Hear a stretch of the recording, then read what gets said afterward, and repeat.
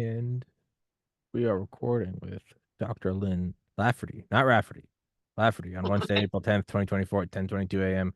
Eastern time. The link to your website is in the description, but I say we just jump right onto it. You said that we've never had free speech in medicine, and that if you get your Twitter account taken away, that's probably the least worst thing that's happened. Can you maybe elaborate on that? Because I didn't know that.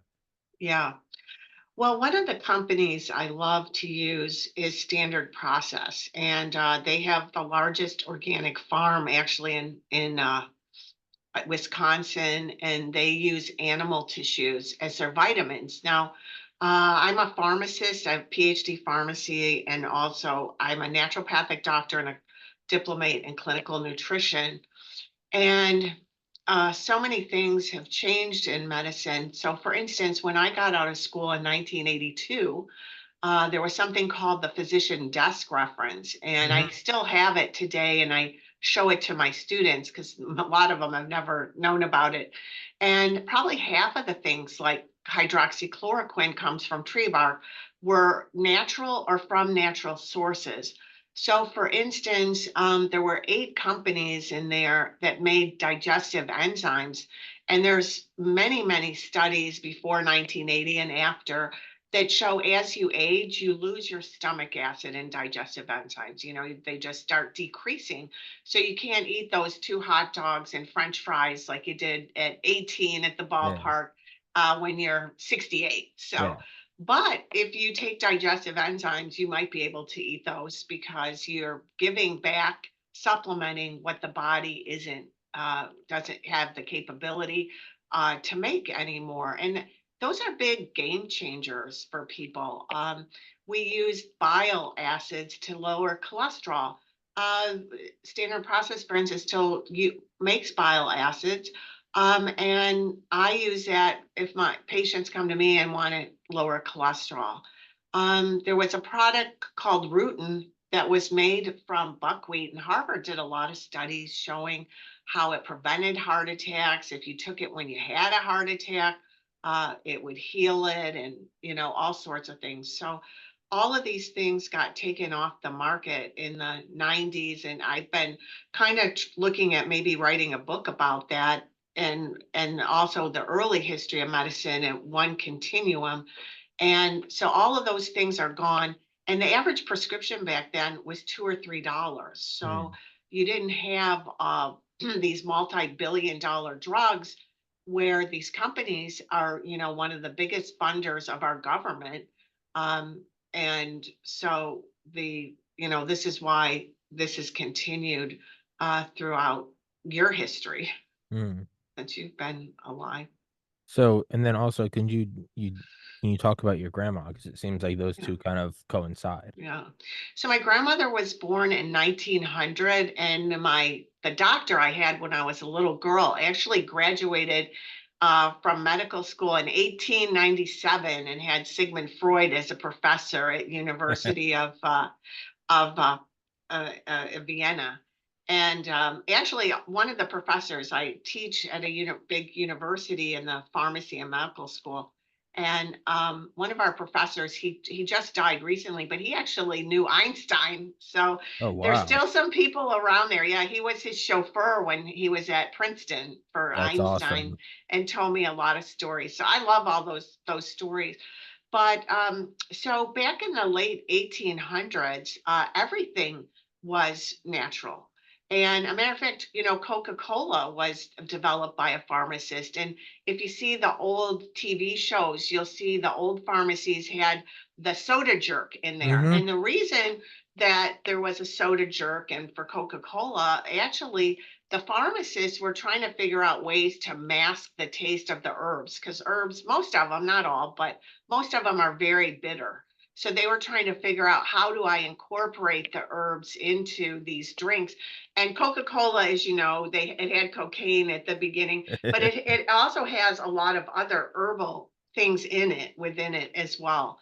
So it's nothing. Coca-Cola has gone so far from that. It's all artificial and Mhm. high fructose corn syrup and all that's man-made. But at the beginning of medicine, Now, my grandmother had a 150-acre farm and was the best doctor I ever knew. I remember my father was the electrical engineer from Motorola, the head electrical engineer. And I was probably about 8 or 10. And we went over to her farm and he goes, "Oh, I have this team. They're going to put electricity in your house next week." And she said, "Absolutely not. That disturbs the electrical current in my body and I don't want it." And my father was kind of heartbroken, and she was thought of as a nut. Mm. But I was on the board of the American Academy of Environmental Medicine for many years, and several of those patients can't take electricity or Wi-Fi. And one of the things I tell the patients is to get away, make sure your bedroom, especially the head of your bed, is not near an electrical box, because that will really disturb the endocrine system in your body. So, and we're seeing diseases that are actually from the Wi-Fi. I remember one case, they showed us a film at one of our conferences, one of a doctor, where the lady was shaking like she had Parkinson's or MS, but literally when they turned the Wi-Fi out of her space, her hand was fine, Wow. so it was totally by that. And then we have patients that actually live in West Virginia, because there's one spot in West Virginia, because of things that the government has there, you can't have Wi-Fi. So a lot of those people go there on vacations or have to actually even move there. Oh. So yeah. So anyway, going back to my grandmother, I remember one day we were walking along the creek and she pointed to her elderberry trees and she told me that there was this bad flu where a lot of people died, and that our family took elderberry and that she had treated 20 people, because her town had like 237 people and the closest city was Buffalo, and that was probably 60 miles away. Mm. And they probably didn't either have a car or it went really slow back then. And so she told me that she had treated everyone with the elderberry and that no one died. So the first thing I did when I heard COVID is I went to the medical library and looked up coronavirus and elderberry. And there was a study in there where they had used elderberry with alcohol. Your herbs, if you're going to extract herbs, alcohol is the best medium. It brings out the most phytochemicals and medicinal properties, and that it had been extracted in alcohol at a nursing home in Louisiana in 2016, because they had an outbreak of COVID, SARS, the Middle Eastern, which it was actually a deadlier version than what was the 19. And they used the elderberry, and in 5 days, everyone was fine. Plus, no one went to the hospital or even died. No one even died. So that's what we did here. We had a herbal company. I asked them to make it that way, and I didn't have one patient that came to see me that went even to the hospital. I showed a lot of my colleagues, because there were probably 50 studies on vitamin D, where the studies show that anybody that dies of any infection in the hospital, whether it's viral or bacterial or fungus, that they all have low vitamin D. And then again, there's probably at least 50 studies about zinc, how it blocks the entry. It kind of acts like a Teflon coating, so you don't get a cold or a flu or the coronavirus that need that. They need to come in a nasal cavity or something that's very warm and moist. And then zinc also blocks the replication inside the cell and also stops it outside the cell. And that's why a lot of people lost their taste when they got coronavirus, because zinc is responsible a big part of your taste. So your body has a consciousness. And so the body says, all hands on deck. We just got we got attacked by a bad virus here. all zinc is needed for these viruses. You don't need your taste for the next couple of weeks or whatever, but you do need, we do need it here. So that's why people lost their taste during coronavirus. But anyway, we had great success with the elderberry. And a lot of these old things, like standard process, the man who founded it, I say, was smarter than Einstein. He figured out how to take RNA tissue out of cells. This was back in the 1930s. And it's funny because Harvard and Oxford are just beginning to study what he did back then and giving themselves credit for it. So what happened to him was that the FDA came in, and fortunately, he'd healed a lot of World War II generals, and the military fought for him because they got healed by his products. But remember, in the 1930s, well, let's go back in history just a couple of steps because it's really important.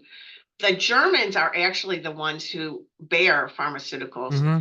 They extracted morphine out of the poppy plant and extracted aspirin out of willow bark. So those were the first two drugs that were quote unquote invented. And so then there were these Flexner brothers. One worked for the Rockefeller Foundation, and the other one worked for, I believe it was the Carnegie Foundation. One was an educator, and one was a doctor. And they went over to Germany to find out about this new medicine. And so the Rockefeller family had actually taken over a lot of after after the Civil War, a lot of the businesses, and they saw that the people, they felt they were lazy because they were slow workers in the South. But a lot of them had parasites, worms. And when they gave them something to deworm them, which by the way, there's a lot of natural things for that. And most of the drugs that are prescription also come from natural things that are extracted from, they're extracted from natural things for worms and abatement. They found that they worked better. So they had this vision really of making medicine into a corporation and an assembly line. And so the Flexner brothers came in from these foundations, and they decided with the Rockefellers, yes, we're going to have this new medicine and this one chemical, and we're going to be able to dumb down everybody and make it like an assembly line. And that's unfortunately where we're at medicine. They've done a very good job at their goal. They've, right now in medical school, we took 1 year of physiology. I can show you my physiology book from 1978. As a matter of fact, when I walked in school, they told us a third of you will flunk out. And we're like, we have 3.8 averages in calculus and physics. I don't think we're going to flunk out. And sure enough, a third flunked out. And I had two other roommates, there were three of us. One of them flunked out, and she tried the class 3 times and couldn't pass it. That professor taught us that the body was very logical and taught us that, for instance, heart disease is mostly caused by your adrenals. If you look at the literature, you'll see more people that are type A or under chronic stress are more likely to get heart attack. Well, that goes back to what the adrenal glands needs and what it's doing in the body. So anyway, she taught us all that. I was telling, I have to find like functional medicine is where people learn this biochemistry again, or knew it. If they're my age, they knew it. I took 2 years of biochemistry. They also took a year of pharmacology. So they've taken all of that out of the medical school curriculum, which is unbelievable. I mean, why would a doctor need to know how the body works? And several of my patients, they've been to Harvard and Johns Hopkins and the big medical, they say they can't help me. So we came here as our last resort. I have patients from all over the world because first of all, we were given this amazing basic education on how the body worked biochemically, physiologically, the anatomy, so you could see it in your head, what things were looking like, maybe what the body needed. And then the pharmacology, you knew all the side effects of the drugs, how dangerous or not dangerous they would be, how not to mix them, all these things. Now the medical students get 6 weeks of what they call pharmacology, and it really should be shut the front door. This is what Big Pharma wants you to know. It's basically you have a strep throat, first give amoxicillin with clavonate, and then if that doesn't work, give Z-Pak. So that's basic their pharmacology. They don't know anything about a structure or about a class of drugs and the overall how they work anymore. So that's why, when I got out of school in 1982, we never thought about, am I killing someone? Is this drug dangerous or whatever? Now there's these big black box warnings, and most of the drugs you'll see advertised on TV, and you'll hear it real quiet in the Mm-hmm. commercial, may cause cancer, sudden death, gambling addiction. I don't know, Yeah. one of them causes a gambling addiction. And so they're not taught any of this. And basically, we learned a lot of things in COVID were true. Well, most things in medicine today aren't even true. And that's why they don't teach people the basics, because if you understood the logicalness of how the body works, then you know it doesn't make any sense. Mm. So how far back does it go then? Before the 30s, 20s, 10s? Yeah, so let's start back. So these Flexner brothers then came out with a report.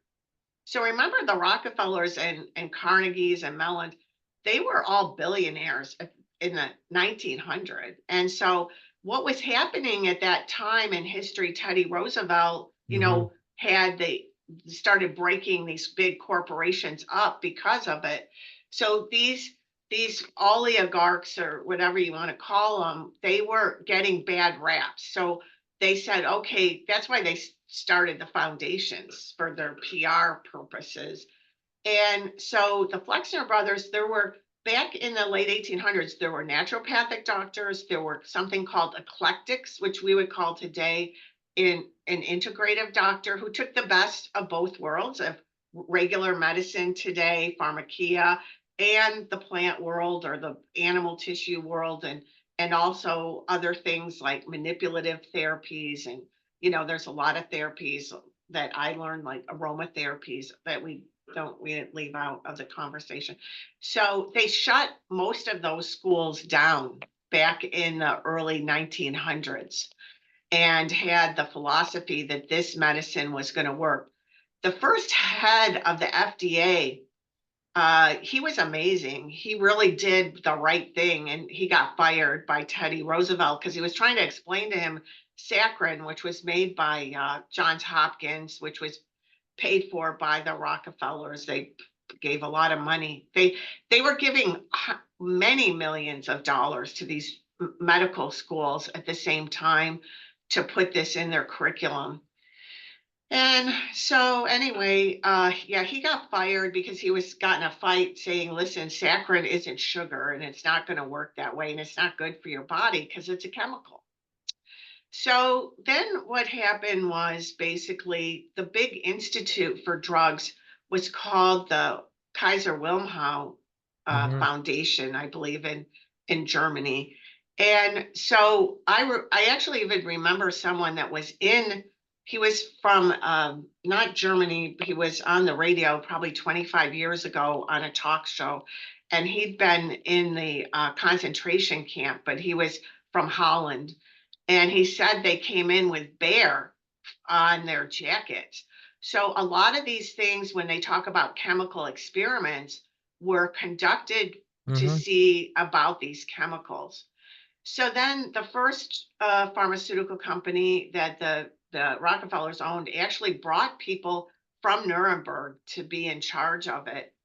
And so then from there, they started going after these people like Royal Lee. There's other people that had energy and frequency machines that were working, and they came in and destroyed those people.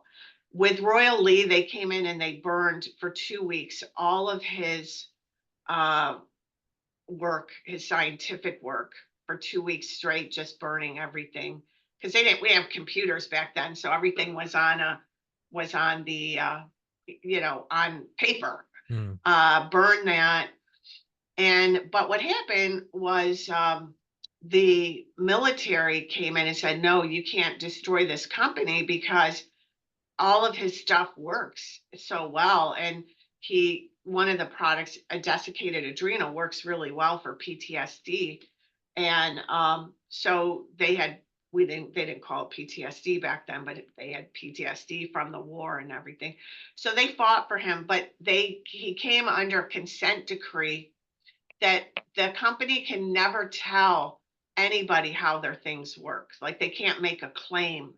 And that's the same thing with all the any natural product. Even if you have 1,000 studies that shows that it works, unless you went through the new drug application and then it becomes a drug, they can't make a claim of how something works. So then, but does the material still exist somewhere? You would think if they know it works. I mean, yeah, I would get it. They Oh would destroy yeah, it all it's because it's still the competition. material. Still, he hid his material because he knew they were coming in, so he hid it in another state. So he Mm. had copies of everything of what he had done.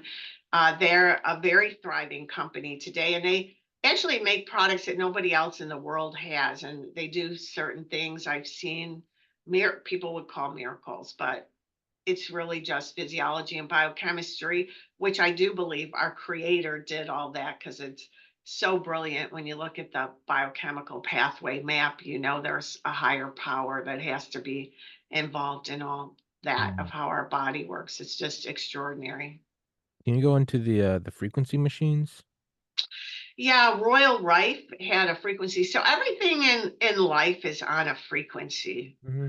And your brain and the heart are probably the most known for having frequency, electrical charge, currents, and stuff, because actually it's potassium and sodium, calcium, and magnesium that make the electrical current in the heart to beat. And then the brain also runs on an electrical current if you look at the EEG machines. But the whole body is on an electrical current and frequency. um so if everything has a frequency, I used to listen to Coast, and I actually heard, I think he was the head of physics at Yale, and I think he was asked, could there be a time machine? And he said, yeah, if you knew the frequency of, let's say, Los Angeles, April 1st, 1931, Yeah. you could actually go back to that frequency and you could see that. And so what I've learned, and this is all in the research more than in frequency, is pH in the body. For instance, yeast and the bad bacteria mostly like a basic pH to grow in, 7 or above, where your good bacteria, one is called lactobacillus because it makes lactic acid. Your GI tract is all acidic.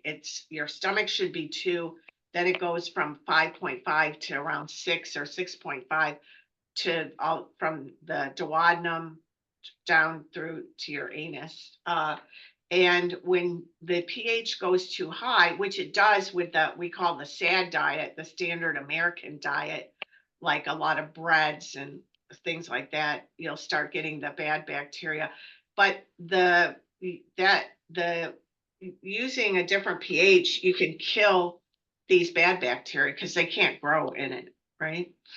So it's the same thing with a frequency. If you knew a frequency that the bacteria need to live, then and you changed it to something that it wouldn't live at that frequency, then that would be how they would do frequency medicine. Or if you knew that the body should work on a certain hertz, uh, you could reprogram the body with a frequency. Do you think these are used for weapons? Uh, yeah, I do. I had someone that called me once, a friend who said she got hit with an energy weapon. And I haven't, and she was a very sharp woman. And then when I talked to her, she sounded like she was a 5-year old. It was Hmm. really remarkable. And this was about 20 years ago. But I found there's a psychiatrist that actually he uses magnetics to put the brain back into sync again. And I don't want to mention his name on Sure. here because I believe his company, he had sold it, not the whole company, but to his whole idea was getting it out to the world, and even used AI and did like 3 million different combinations of dysfunctional frequencies in the brain. And but he needed venture capital to come in, and they totally started messing with his stuff and destroying it. So um he definitely knows how to put the brain back in sync, but there's no reason you couldn't use that same magnetic energy to put the brain out of sync, which Hmm. I believe happened to my friend.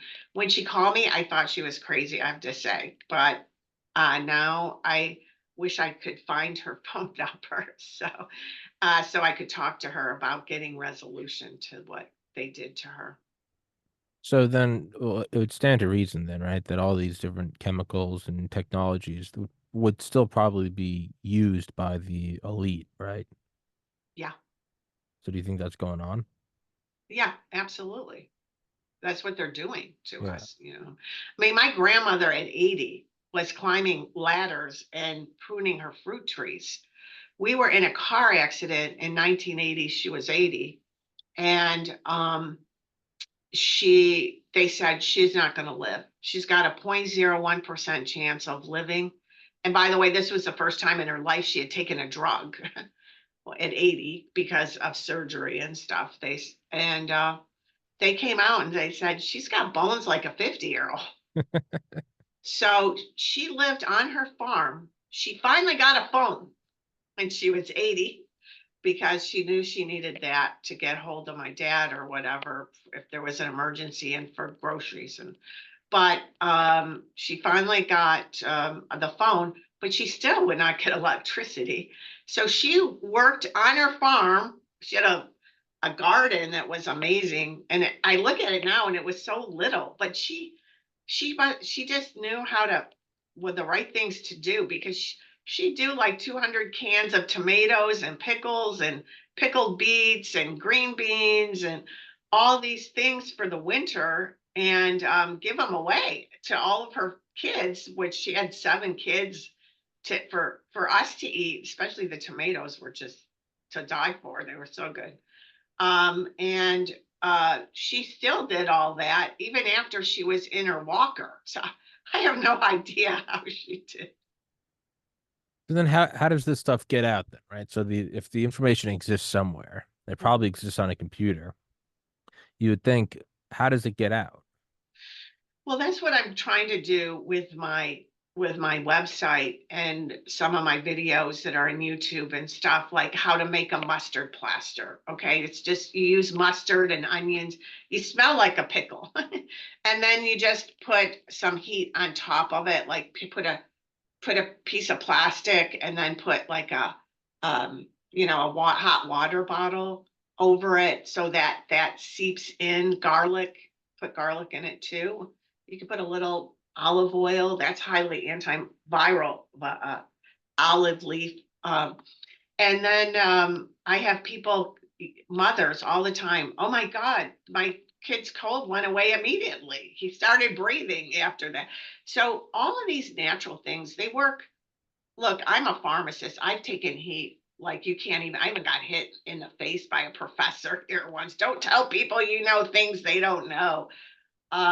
And if I wouldn't be doing this and wasting my time, if in a lot of instances, now I'm not throwing away drugs because I broke my wrists, both of my wrists, and at one time, and believe me, I didn't want California poppy extract for my pain. I wanted Yeah. give me morphine Yeah. or Sure. something powerful. Yeah. And that's where our medicine really does shine in emergency situations a lot of times. But there's so many things in your kitchen that you can heal. Like, for instance, you might not know this. My grandmother taught me this is a spider web. Like somebody cut off their finger, they used a spider web because you have to imagine they couldn't run to a hospital next door. They didn't, if their car ran, it went 30 miles an hour. Somebody bleed to death by the time you went and found somebody to give you stitches. Or so Mm. just put it back on, and they used a spider web because, and if you look in the medical literature, it shows that a spider web actually does have chemicals in it that will heal, and those things are very strong. Mm. So that's one thing.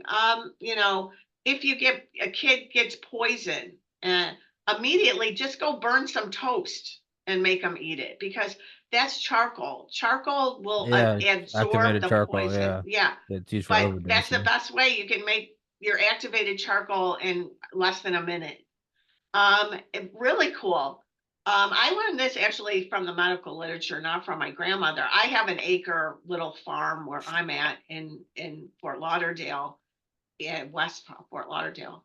And when I first moved in, there were spiders all over. And out here, they have black widows, Hmm. brown recluse, wolf spiders. I lived in Georgia for a while. Yeah. Okay. Yeah. So, did you go to University of Georgia? Because that's where I went. Really? I did. I went to Valdosta State for 2 years, and then I Yeah. graduated from the University of Georgia in 2013 with a biology Yeah. degree. I went with Herschel Walker. Really? My Yeah. my dad knows Herschel. Yeah. I remember I got him to, or my dad got him to sign a little dog's football helmet in like 2003 for my math teacher, Miss Sine, when I was in sixth grade. Yeah. Yeah, I didn't know the importance of Herschel Walker till I got older. Yeah. He That's was awesome. wonderful. That's Yeah, awesome. I was walking and it started raining. I don't know him or anything. He came behind me and he said, "Would you like to share my umbrella?" Because the pharmacy school was on the way to the athletic complex Yeah, at yeah. University of Georgia. No, So I used that to was study my in the only pharmacy. experience, but what a gentleman he was, Yeah, right? I used to study in the pharmacy library because it was so much less crowded than the normal one. And quiet, right? Yeah, that was Because you're, awesome. Yeah, yeah, it was the best kept secret. right. Um, So, yeah, I'm sorry, what was I the don't remember. Yeah, we question? started going off on The spiders, Herschel Walker spider. Yeah, spiders, no, Florida. yeah, it was about a spider bite. So here at the university, the safety department once a year has like a safety conference for all the employees. And they asked me to do things from home, and one of the things, so when I first moved in, I put a pair of pants on and I got this bite. And at first it kind of felt like a mosquito bit me, but then it starts swelling really quick. And I did this all myself with a couple doctors saying, just drain it. I mean, that thing swelled up. It had all sorts of pus in it and everything, but I made it through doing it my natural way. But then I learned if basil will take away a spider bite. So I got out of my swimming pool one day and I felt that same bite again and it started swelling. And I went and got my basil because I grow fresh basil. And that's something that's real easy to do for anybody at home. It grows in the window. The secret to basil, water it from the bottom. That's the secret for good basil. And I took the basil, the plant leaves, and I just rubbed it, and some brown liquid came out of that bite and I was fine. It never Hmm. swelled up. It went away immediately. So, lavender, everybody should have or some organic and lavender oil in their kitchen because that will take a burn away immediately. It's people think that it's magic. That, oh, that won't help, and I put it on it. oh, it's gone. How'd that happen? Hmm. So it kind of does seem like we're in this ironic quest to, improve technology and accelerate it to, create a more and more comfortable and this isn't you and I denouncing technology, as you said, with, painkillers, or I'm doing the podcast through a computer. Clearly, I'm not a Luddite, but it does seem like it's like everything we need is already there to put it broadly. It seems like it's like all the tools are there, all the cures are there, you know, all the adaptogens are there to live a healthy life, and we're going a roundabout way to get what we already have. To me, we're going everything we can to put our attention on something else other than God. Hmm. And my grandmother could say, "Oh, here comes your father," and he was 3 miles away. Huh. You know, because our thoughts are on frequency. You know, and if we were in tune with that energy, which I do a lot of meditation work. And if you read both Tesla and Mhm. Einstein. So Einstein said, somebody asked Einstein, what does it feel like to be the smartest man in the world? And he Yeah. said, I don't know, ask Tesla, right? Yeah. Well, Tesla really was. I mean, and to me, I don't think Einstein was the best physicist in the world. I think Max Planck was, but Yeah. um, as far as philosopher, he was Einstein was probably the great. Yeah. Einstein was amazing. And Einstein, so knowing, like I said, I knew the man that was his Chauffeur. chauffeur. He would go pick him up, and he said he would go in the woods immediately and meditate with God. That's his whole thing. And he would say, I didn't come up with E equals MC squared.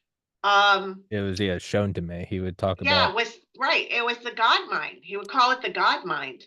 yeah, he said he would And have these bolts of inspiration where he'd slow down right, his mind and kind of open Aldous Huxley, like the doors of perception. You'd open up and it would flow in. And to him, he was just the receiver that was playing. It's like you get in your car and you turn it on. You don't go, my car just created Led Zeppelin. And but well, no, you received it, right? So I believe that was Einstein that would say he was just a receiver. right. So yes, and then also Tesla. So we get a lot of Indian students here in the pharmacy school, because we have a program that if you're a pharmacist in another country, you can actually come here for 2 years and sit for the board. So one group of students came, and they were all from India, and I said, "Why are you guys, in my rotation here?" And they're like, "Well, we heard you like to meditate, and we want to meditate." We meditated like every day, Hmm. and they said, "Did you ever hear of Swami Vishivananda?" And I said, "No, I never heard of him." Now, I don't know if you've heard um, of Parashahama Yogananda. He wrote a book, and it's an amazing book called Autobiography of a Yogi. And so anyway, it turns out, so the next day that they were telling me that he did a lot of different miracle type things that we would consider miracle. And that so the next day I said, I want to show you a YouTube video on Tesla, who is probably the smartest man American ever, or lived in America. And sure enough, guess what? Vishy Vanda came over, and he worked with Tesla. All right. So Tesla also was into communing with God and getting information from God. And he had dreams about when he was a kid harnessing the Niagara Falls to create electricity. And actually it was Tesla that created our electricity. It really wasn't Edison. He and Edison got in a fight about AC or DC current. Hmm. So anyway, lots of amazing things happening in the early 1900s that we don't even have access to today. But it seems like it's obviously all still there. And kind of one of the Right. interesting things about meditation is it's a weird catch 22 if you slow down your mind and just I've meditated every day and kind of yeah ideas and inspiration can come to you, but it's Mm. kind of ironic because you might let's say that you're an Einstein and you get an E equals MC square and it's like oh there's basically unlimited power to but you also when you're in that meditative state you also realize that this world isn't all of it and that it's a temporary thing so it's like winning the lottery. It's like winning the lottery and then it's like winning the lottery in a dream and you're in a dream. You like win the lottery, you're like, oh cool, but none of this is real. It's like an odd thing. It's like here are the tools on how to better survive in this world. But by the way, this world isn't everything, and it's actually just a small part of your existence. It's like a weird here's the tools to a game that you no longer care about. It's a very odd kind of contradictory, not contradictory, but it seems like there's a weird catch to it. Do you ever find that through meditation or prayer? No, I was raised Catholic, which Mm-hmm. I'm very grateful. I had a wonderful experience with my priest and Mm-hmm. everything, and loved the Catholic Church. And I turned away from it when these priests they didn't move or Mm-hmm. didn't get rid of with the that were doing the pedophilia. Mm-hmm. Um, but I started going to the Church of Religious Science, which is not anything like Scientology whatsoever. It's about looking at the teachings, mostly of Jesus. We do look at the Old Testament as well. And sometimes they even bring in somebody from another religion or something, but very rarely. But looking at Jesus's teachings from a scientific point of view, if you believed in your heart, like, do you ever question when you wake up in the morning, will your feet hit the ground, that gravity will not be there? No. You never question that once in your mind.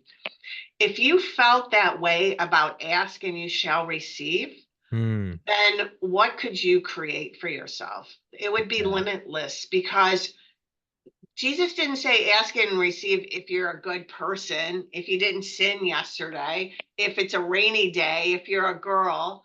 It don't ask for an answer on a. I tell some, the Christian club we have here, some of them are in the integrative club and the medical club. And one student, she went from a D minus to an A in the class. I said, God will give you the answers. I mean, Yeah. you might say, oh, I shouldn't ask God for that. God doesn't tell you, doesn't put any limits on anything of what God can do for you. Hmm. And I do prayer treatments in my practice because a lot of people are looking for hope because maybe they went to the doctor, right? They went to an oncologist. This is the first question I asked my student. Um, if you go to the oncologist and he says, you've got 3 months to live, how many months do you think people will live? And they go, well, if they believe him, 3 months. So one, my best friend she actually lived many years in New Hampshire. My best friend in college married a pathologist, and one day we're having dinner, and he owned a pathology company, and he says, I don't. He said half the time I really don't know if it's cancer or not. I have to guess. I'm like, what? You mean this isn't absolute? He goes, Lynn, a cancer cell doesn't have like a neon light. Yeah. It's all of us have abnormal cells. Like if you have a mole, it may not be cancerous, but it's not normal. Yeah. It's not going to look like the skin next to it that's normal, under a microscope. So he said, so half the time I guess. So I had a conference and I invited an MD PhD who is the head of the cancer center, NIH Cancer Center at University of Missouri. And at the end of his presentation, I said, oh, we have a question from the audience because he too was a pathologist and then he had his PhD in immunology. And I said, as a pathologist, when you look at a sample, how easy is it for you to determine if the cells are cancer or not? He said, boy, that's such a weird question. I've never heard that question before, but I have to say, probably about half the time, I guess. So, yeah. Good Lord. Right. So you might be programming. There's other ways, probably better than 20 years ago when I did all that to detect cancer. There's better ways than actually doing a biopsy with proteins and stuff to see if you might have cancer. So I don't care about all of that. When people come to me, I say, I don't diagnose anything here. I just look at dysfunctions. And when I put the body back, they may call it cancer. They can call it cancer or not cancer. If you've got something growing, it doesn't belong there. Let's see if we can't get it not growing. Mm. Right. And that goes back, a lot of that goes back to that physiology course of looking at what the body might need and give it back to what it needs. You can go into the last bit. Can you go into the body as a consciousness that you talked about very early on? Yeah. And I actually did a whole podcast on that. Oh, really? So the body has a hierarchy, right? Because when it comes time to give nutrition, the heart and the lungs are going to be number one, right? Because you probably number one's your lungs, because I think you can't go without breathing. I don't remember. You can go without a heartbeat longer than without breathing, I think, but maybe Okay. it's the other way. But Yeah. they're both very close. So when it comes to nutrition, then the body is going to take all the nutrition it needs for the heart or the breathing, but especially the heart, because it uses the most amount of energy because it's constantly working fast uh, every every breath. So anyway, it will start taking apart the body. So for instance, CoQ10, you might have heard of Mhm. CoQ10. That's an energy molecule. It's a fat, comes from fat. It's an energy molecule. So it makes sense to you then that the heart has the most CoQ10 in the body. Muscle tissue has a lot of CoQ10 in it. CoQ10 gets depleted by the statin drugs like Lipitor, those type of drugs. So a lot of people, the biggest side effect of that is called rhabdomyolysis, or they'll Mhm. just call it muscle pain. Most people get pain in their thighs. Well, to me, the consciousness of that is a body going, I need CoQ10 for this Mhm. heart. You're taking something, I'm going to rip up that muscle tissue Yeah. and I'm going to give it to the heart. Also had a case of a guy that was in the war and his Humvee flipped and he broke his wrist, and the doctor says, "Oh, I'm going to just go in and do surgery. I'm going to fix the ligaments there." There weren't any. They were like ripped apart. And one of the things is that the body starts ripping apart your tissue because your biggest protein in the body is collagen. And to make collagen and elastin, it takes vitamin C. So when you're under high stress, you can only live 1 week without, well, animals, they don't take these out, they take them out of animals. But an animal can only live 1 week without an adrenal. So you probably can only live about a week without your adrenal. So that's going to be high up there. Mm. So the adrenals will go, I'm going to start ripping up the skin to get the collagen for that vitamin C, because I need to bring that cortisol down, because cortisol will destabilize your brain if it gets too high over a long period of time. And when you're in war, you're 24/7, you're under cortisol assault from the body and fight or flight. To me, it wasn't the mother said, "Can you believe that?" I'm like, "No, I think the body probably was ripping apart what it could to give." And that was the other thing. They changed the diet of the soldiers. They don't have the people, peeling the potatoes anymore. They brought over fast food in the Gulf War for them to eat and Red Bulls. So they're hurting their body. They're not getting nutritious food either a lot of times.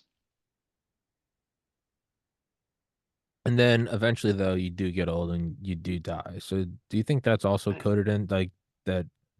It's like you can all the materials here to live a happy, healthy life, but there's all and it does seem to be like a more meta spiritual level, but eventually you do move on. I think it's coded in with Yeah, God. I think just in that essence. people who have supposed to have died have lived through prayer, definitely would shift their consciousness.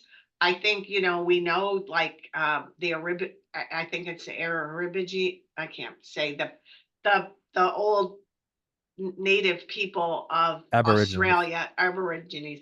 They just say one day, I'm done and time for me to check out. Yeah. So I imagine it's like that. And I had a cancer patient. She was emaciated and she came to me. She said, I'm very spiritual. You can do a prayer treatment. And I said, yeah. I go, if you're really spiritual, you co-create your life with God. Why are you creating this cancer? I'm not. And she started getting real. I kept pushing her and she was getting mad. If you've ever seen the old Perry Mason, that's what they do. They ask a bunch of questions to tie up the conscious mind so you can get an answer out of the subconscious mind. So then I was getting her upset with this questioning.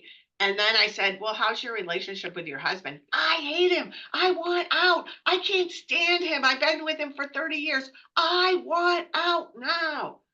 Mm. So she was given um, that You've been it out. opportunity to see how she was creating that, help create that for herself. And I've seen people take the word of a doctor. As a matter of fact, there was a study that was done and these women had breast lumps. They didn't know if they were cancer or not. The residents, before they got the answers, they went and questioned them and say, do you think you have cancer? If you have cancer, do you think you'll beat it? Or do you think you'll die? Whatever. They found significantly those who said, no, I don't have cancer, they didn't have cancer. Significantly, if they said they were going to die, they died within a year. Significantly, if they said, no, I'm going to fight this thing, they were cancer free in 2 years or whatever. So your brain, your consciousness, your spirituality, I feel, listen, if God created every cell, the DNA and everything, asking God to help repair that, God can do anything. And that asking you shall receive says, knock on the door, it's answered. And I say to my students, how many times do you not knock? You say, oh, I'm too young, I'm too old, I'm too fat, I'm too thin, I'm Black, I'm Asian, I'm this, I'm that. I can't do it from what other people have told me. I believe this stuff. I'm limiting myself. And the third part is allow God in to create what you're asking for. Don't block it. Don't ask for something and go, but it'll never happen to me. It may take some time, but in Mark, it says you asking and receive to the degree you believe it. So because you've been programmed and your parents were programmed and everybody's programmed, there's gravity here. My feet are always going to hit the earth. You're in 100% knowing this. There is no doubt in your mind. If you can get to that point with all the teachings that are in the Bible, that's why it's called science. You believe that just like you do gravity. Miracles left and right occur. I think that was the most beautiful ending to a podcast I've had in a while. Thank you. I needed to hear that today. That was, in a sense, that was an answer to prayers. So thank you. Well, That was you're a incredible. miracle, Tommy, and you keep going with all the good work you're doing. I'm real proud of you. Yes, ma'am. Thank you so much. I'll email you this episode, and the link to your website is in the description. And yeah, thank you Yeah, for that. please come. There's a lot of free things there, podcasts and webinars and things. And then there's a class that you can also take. So, and I love hearing from people. So ask me anything on the. Yes, ma'am. And I will. I'll email you the link to this, and I'd love to have you on again sometime. Don't be. I'd love to come.